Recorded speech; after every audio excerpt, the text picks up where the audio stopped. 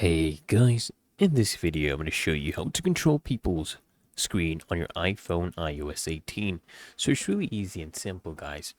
So if you're the one offering help, this is what you do. So tap on the FaceTime screen and then select the share option, okay? And then what you're going to do is you want to hit on the Ask to Share button to request the other person to share their screen.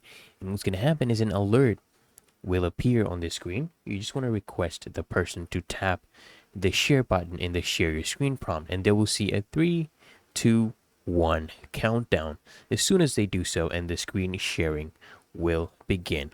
Okay, and you will not see them anymore as screen sharing turns off the camera. However, both of you can listen to each other, and you can ask them to go to their home screen, just like this. Go to their home screen from the FaceTime app on their iPhone, and your iPhone will now display their iPhone screen.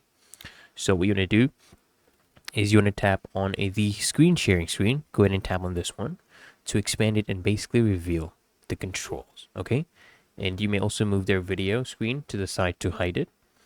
And what you're going to do is you need to select on the remote control button icon in the bottom right corner, and the recipient will get a prompt that you want to take control of the iPhone. Ask them to tap allow and then continue.